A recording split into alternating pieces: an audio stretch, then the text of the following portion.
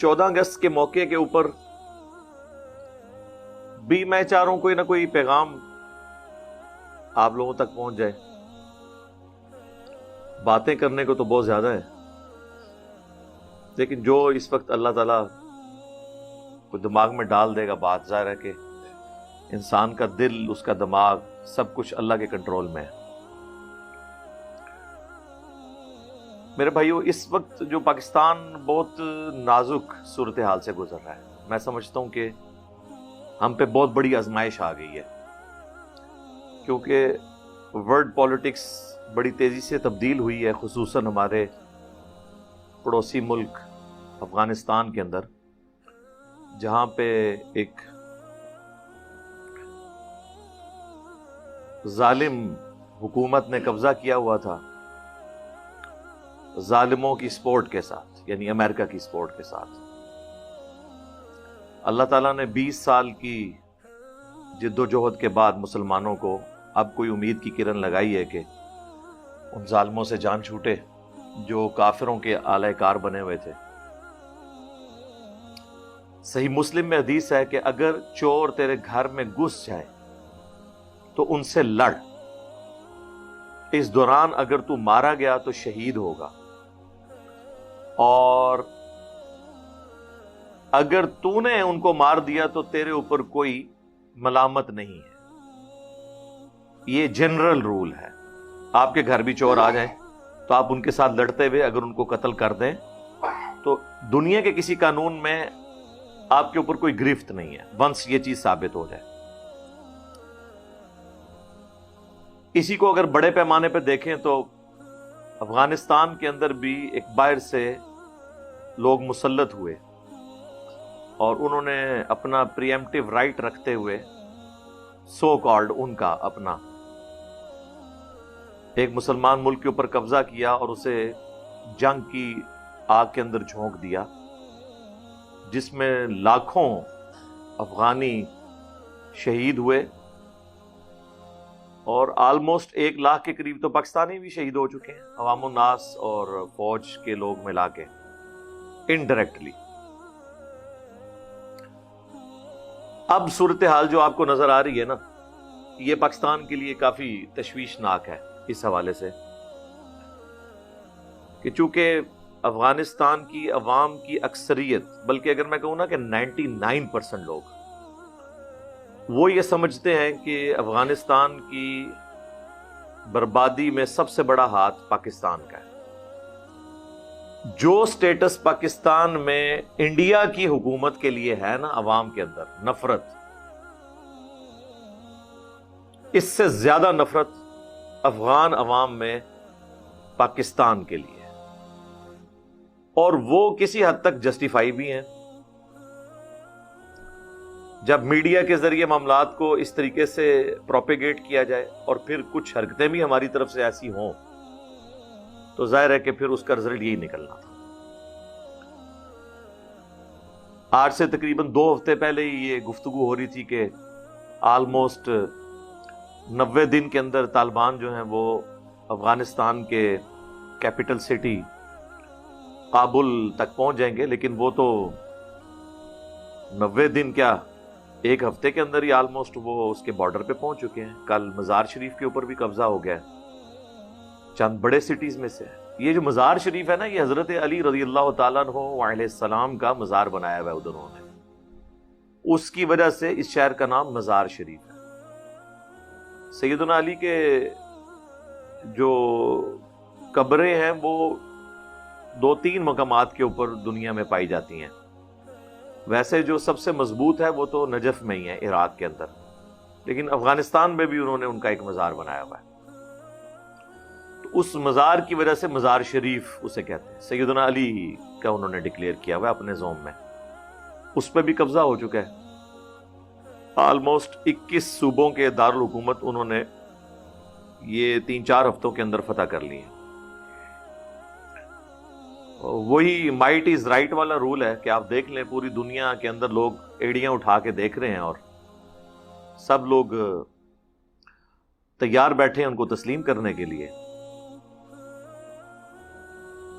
کل افغانستان کے اندر 3,000 فوجی امریکہ نے بھی بھیج دی ہیں اپنے سفارتی عملے کو وہاں سے حفاظت کے ساتھ ریموو کرنے کے لیے.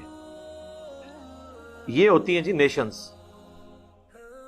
کہ جن کے نزدیک چند سو سفارتی عملہ یا ان کی فیملیز ملائیں تو بمشکل 1,000 کے قریب ہی پہنچتے ہوں گے. وہ اتنے اہم ہیں کہ 3,000 فوجی انہوں نے ساز و سامان کے ساتھ اسلحے کے ساتھ وہاں بھیجے، اور ساتھ ہی ساتھ ظاہر ہے کہ ایئر فلائٹس کے لیے جہاز بھی بھیجے کہ ان کو آپ حفاظت کے ساتھ لے کے آئیں. اور ایک ہماری نیشن ہے کہ جو ہم اپنے لوگ پکڑ پکڑ کے ایک سابقہ ڈکٹیٹر کے دور کے اندر ہم ان کے حوالے کرتے رہے. یہ ہے اہمیت. پھر لوگ کہتے ہیں کہ جی پاکستانی کیوں اپنی جو نیشنلزم ہے اس میں اس طرح بلیو نہیں رکھتے جس طرح کے باقی ملک رکھتے ہیں.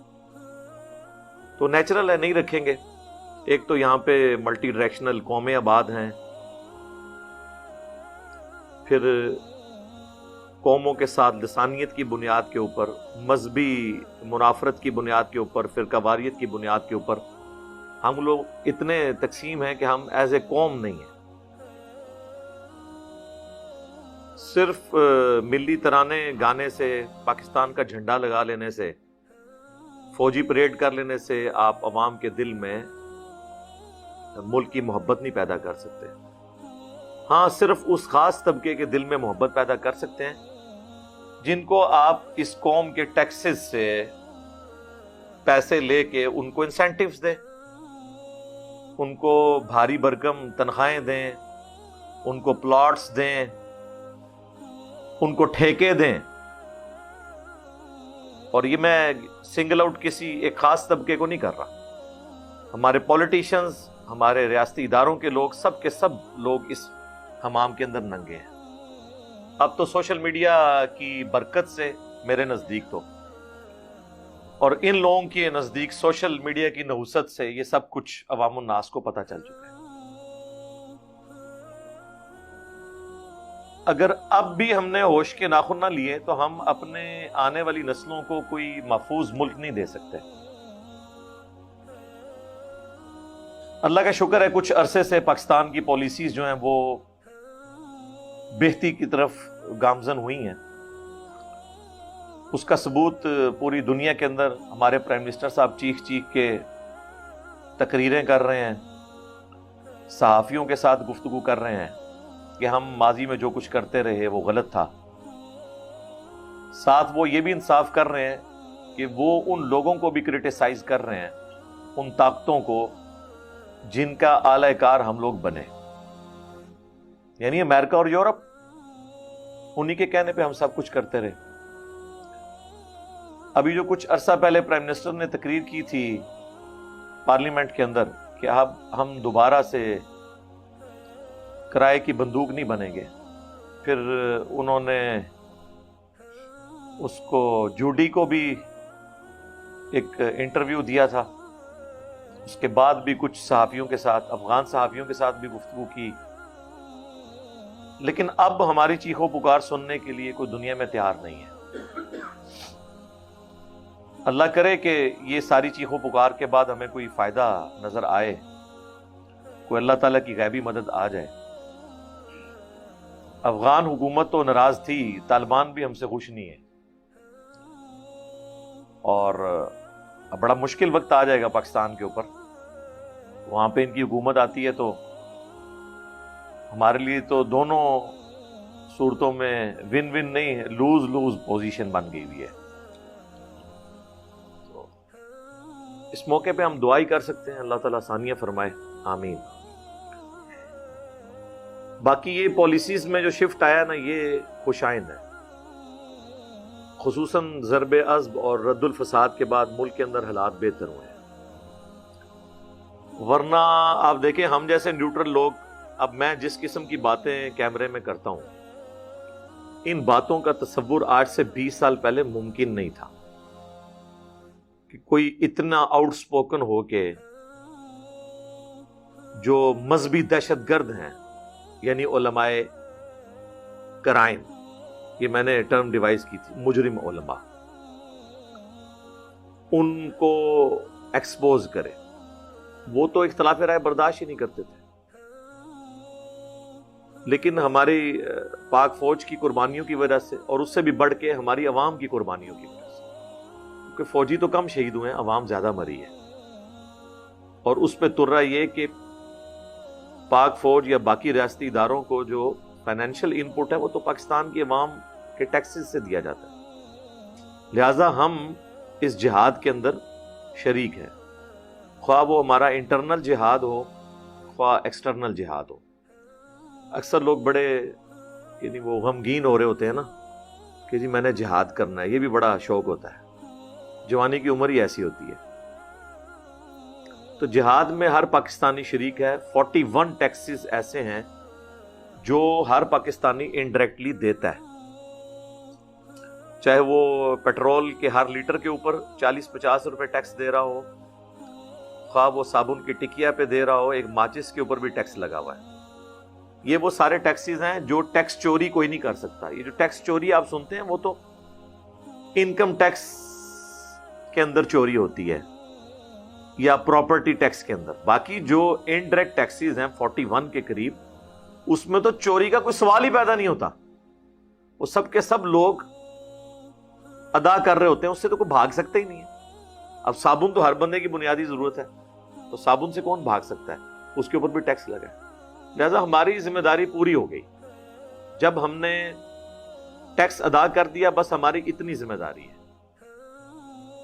سیدنا عمر فاروق رضی اللہ تعالیٰ عنہ کے مبارک دور میں جب باقاعدہ طور پر فوج بن گئی تھی اور کوفے میں فوجی چھاونی بن گئی تھی، اس کے بعد صحابہ کرام جو سینئر تھے وہ لوگ تو جہاد کرنے کے لیے نہیں جایا کرتے تھے، وہ تو مدینہ شریف میں ہی تھے، پھر فوج ہی جہاد کرتی تھی. تو جب سے ملکوں کا سسٹم شروع ہوا ہے اور باقاعدہ فوجیں بن گئی ہیں، اب ہر بندے نے بندوق اٹھا کے جہاد نہیں کرنا، اور نہ ہر بندے کی یہ کمپیٹنسی ہے. اگلے زمانوں میں تو بچپن ہی سے تلوار چلانا سکھایا جاتا تھا. اس وقت تو ظاہر ہے کہ اسکول، کالجز، یونیورسٹیز نہیں ہوتے تھے، بلکہ استادوں کے ذریعے جو علم حاصل کیا جاتا تھا اس میں سارے بیسک اخلاقیات لوگوں کو سکھائے جاتے تھے، قرآن کی تعلیمات ہوتی تھیں. اس کے بعد وقت گزرنے کے ساتھ ساتھ موڈ شفٹ ہونا شروع ہوا، اور فوج کے حوالے سے بھی موڈ ظاہر شفٹ ہو گیا. ہمیں ویسے تو بتایا جاتا ہے کہ جی رومنز اور پرشینز کو جو مسلمانوں نے اکھاڑا، تو مسلمان جو ہیں تعداد میں بہت کم تھے، ان کو اکھاڑا. بے شک تعداد میں کم تھے لیکن ٹیکنالوجی میں آلموسٹ برابر ہی تھے، اس حوالے سے کہ اس وقت نہ کوئی بندوق تھی، نہ کوئی ایئر سٹرائک تھی. زمینی جنگ میں فائنل فیصلہ ہوتا تھا، اس میں آپ کا مخالف جب آیا ہے وہ بھی ایک ہی تلوار ہاتھ میں لے کے آیا ہے، اور یہاں سے صحابہ کرام بھی گئے تو ایک ہی تلوار کے ساتھ.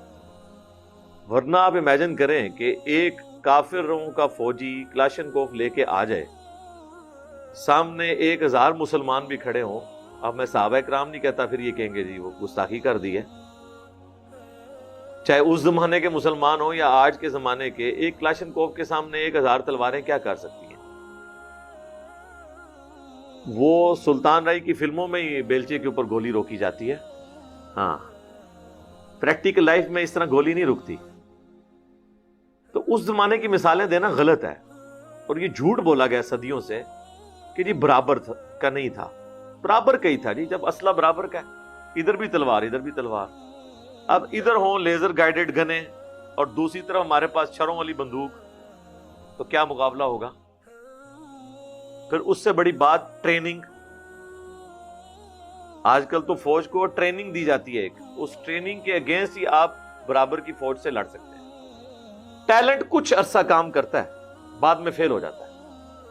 آپ میں جو لوگ بڑی عمر کے ہیں ان کو یاد ہوگا کہ پاکستان نے ہاکی کے 4 ورلڈ کپ جیتے ہوئے ہیں، لیکن یہ ان زمانوں، ان میں سے ایک ورلڈ کپ ہی آپ کہہ لیں وہ انہوں نے اس کے اوپر وہ جو قالین پہ اب کھیلا جاتا ہے آسٹرو ٹرف، اس کے اوپر جیتا ہے. باقی تو 3 گھاس کے اوپر جیتے ہیں، اور وہ بھی بڑی دعائیں کر کے 92 کے ورلڈ کپ کی طرح ہی جیتا تھا. اصل میں جو ہے وہ 3 شروع کے ورلڈ کپ تھے جو وہ جیتے پاکستان نے. اس وقت انہوں نے آبزرو کر لیا کہ یہ ہاکی گھاس کے اوپر تو بڑی اچھی کھیل لیتے ہیں. انہوں نے گھاس ختم کر کے یہ جب شروع کیا تو تھیندے ٹھیک ہے. ان کتنے گئے تھوڑا ٹیلنٹ. کرکٹ میں بھی آپ دیکھ لیں, انہوں نے IPL انڈیا نے شروع کروائی اور اس طریقے سے کرتے کرتے اتنا معاملات کو انہوں نے اس کو سائنٹیفک بنا دیا کہ ہم پیچھے رہ گئے. اب محض ٹیلنٹ کی بنیاد کے اوپر آپ آگے نہیں چل سکتے جب تک آپ اس اسپیسیفک فیلڈ کے اندر ایکسپرٹیز حاصل نہ کر لیں. یہی حال فوج کا بھی ہے. ایک عام آدمی کا کیا کام ہے کہ وہ ڈنڈا یا کوئی بندوق اٹھا کے جا کے لڑنا شروع کر دے؟ اس کی تو لاش ہی پچھلوں کو اٹھانی پڑے گی. ایک نگ ہی ہے جنہوں پنجابی چیسی کہنے نا, ایک نگ ہی ایڈ ہویا ہے. ہونا تو کچھ بھی نہیں ہے. اس لیے ہمیں کوئی گلٹی نہیں فیل کرنا چاہیے. ہم آلریڈی الحمدللہ ٹیکسس کے ذریعے انوالو ہیں اور ہمارا جہاد میں حصہ ڈال رہا ہے. یہ ان لوگوں کی فکر ہے کہ جو اس کام کے اوپر مامور ہیں کہ وہ اپنا کام صحیح کر رہے ہیں نہیں کر رہے. ان کی راتوں کی نیندیں برباد ہونی چاہیے. ہم لوگوں نے تو اپنا حق ادا کیا ہے. پاکستانی نیشن جتنی قربانیاں دے رہی ہے, اور اب تو یہ نیا ایک بم گرا رہے ہیں, وہ 40% سبسڈی جو تھی بجلی کے اوپر وہ بھی ختم کر رہے ہیں. اور ہمارے نیپرا کے چیئرمین صاحب کے بیانات دیکھیں. ان لوگوں کو تو یقین کریں, ان لوگوں کو تو پرائمری سکول میں داخل کروانا چاہیے. کم از کم بولنے کی تمیز تو سیکھیں.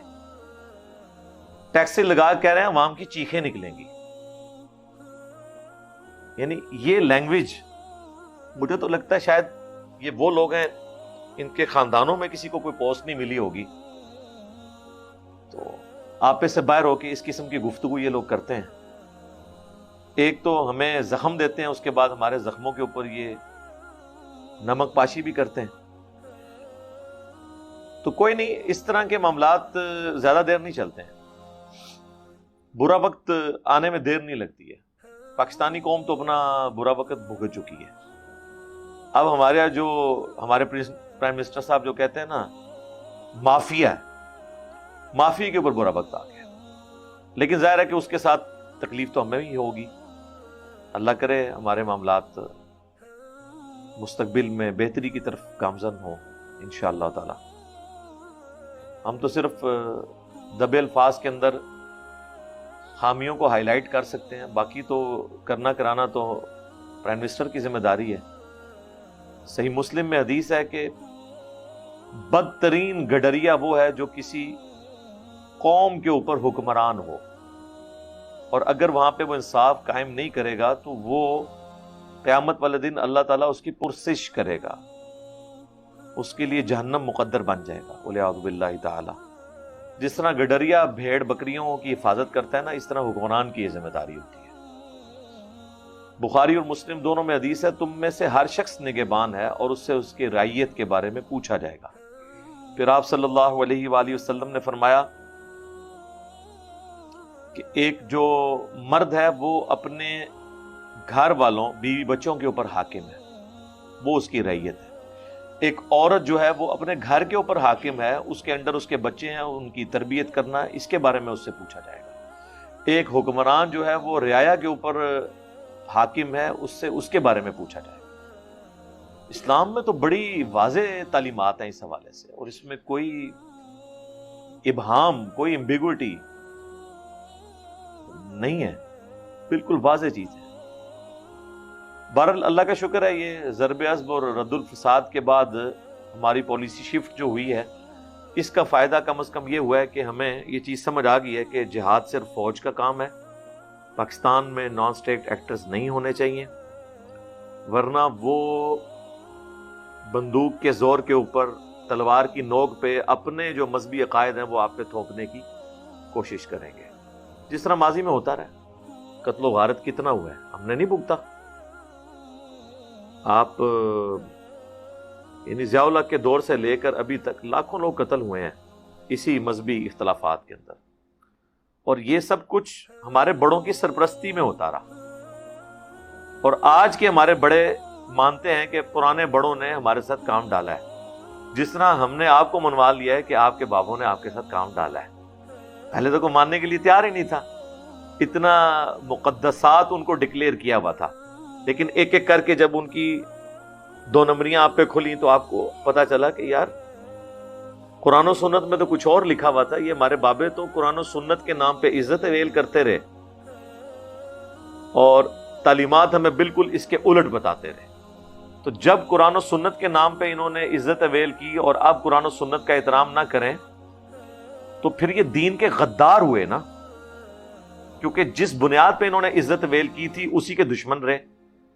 اسی طریقے سے وہ لوگ جو آئین کی بنیاد کے اوپر ہم سے عزت اویل کرتے رہے، خواہ وہ ہمارے پولیٹیشنز ہوں یا ریاستی اداروں کے لوگ ہوں، اسی آئین کی بنیاد پہ تو انہوں نے عزت اویل کی، اور اگر اسی آئین کے ساتھ وہ لوگ کھلواڑ کر کے پاکستانی نیشن کو بیسک ہیومن رائٹ سے محروم کرتے رہے، اور اب جب نیشن کو یہ بات پتہ چلے گی تو وہ پھر ان کو اسی طریقے سے غدار تصور کریں گے جس طرح ہم اپنے مذہبی پیشواؤں کو غدار تصور کرتے ہیں کہ انہوں نے تعلیمات سے ہٹ کے ہمارے ساتھ سلوک کیا۔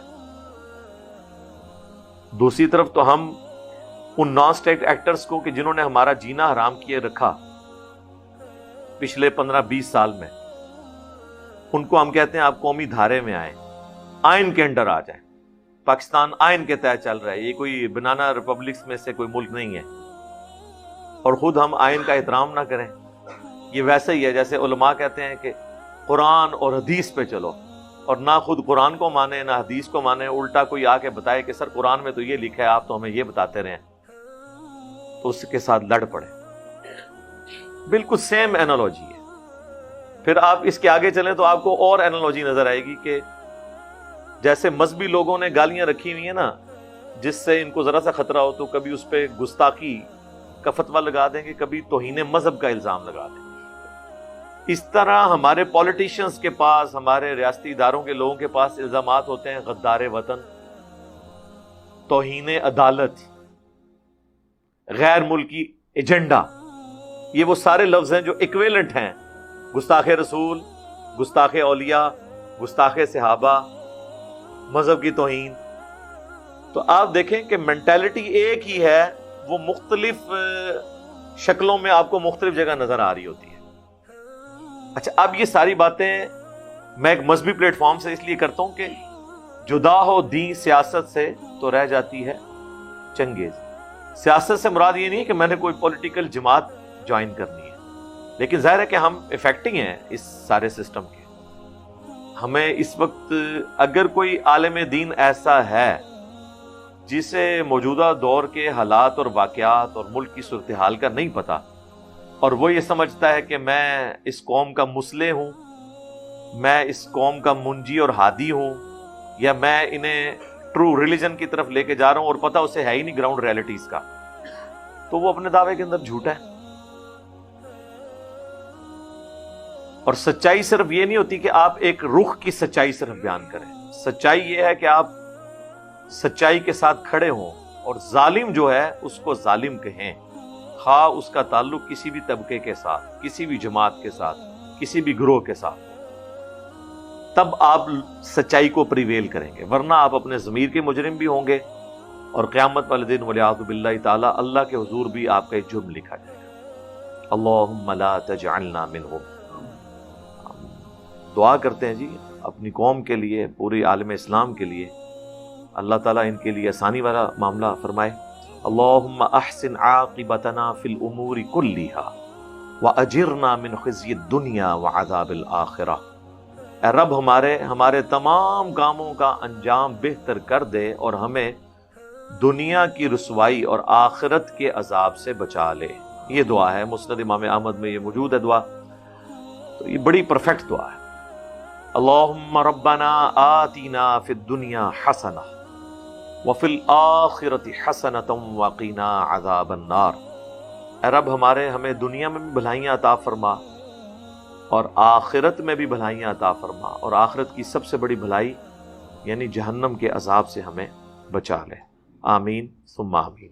اللہم انی اسألک بأنک انت اللہ لا الہ الا انت الاحد الصمد الذي لم يلد ولم يولد ولم يكن له كفوا احد وإلهكم إله واحد لا إله إلا هو الرحمن الرحيم الف لام میم اللہ لا الہ الا هو الحی القیوم اللہم صلی علی محمد وعلی آل محمد اللہم ربنا آتنا فی الدنیا حسنہ وفی الآخرة حسنة وقنا عذاب النار ربنا آتنا من لدنك رحمة وهيئ لنا من أمرنا رشدا لا إله إلا أنت سبحانك إني كنت من الظالمين۔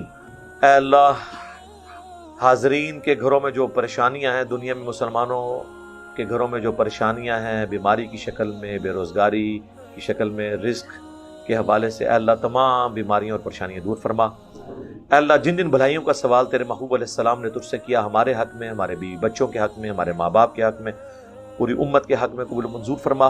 جن جن چیزوں کے شر سے تیرے محبوب علیہ السلام نے تیری پناہ طلب کی، ہمیں، ہمارے ماں باپ کو، ہمارے بیوی بچوں کو، پوری امت کو ان چیزوں کے شر سے اپنی پناہ عطا فرما۔ اے اللہ، ہمارے ملک پاکستان کی خیر فرما، پورے عالم اسلام کی خیر فرما، اندرونی اور بیرونی خطرات سے محفوظ فرما۔ اے اللہ، مسلمان دنیا میں جہاں کہیں بھی کافروں کے خلاف برسر پیکار ہیں، اے اللہ، افغانستان میں، کشمیر میں، فلسطین کے اندر، چائنا کے اندر، عراق کے اندر، جہاں بھی مسلمان پس رہے ہیں، اے اللہ، غیب سے ان کی عزت، آبرو، جان مال کی حفاظت فرما۔ اے اللہ، ہمیں ایمان و عافیت کے ساتھ مدینہ شریف میں موت، بقیہ غرقد میں مدفن اور اپنے محبوب صلی اللہ علیہ وآلہ وسلم کا جنت الفردوس میں پڑوس نصیب فرما۔ صلی اللہ علی النبی الکریم وعلی آلہ واصحابہ اجمعین الی یوم الدین۔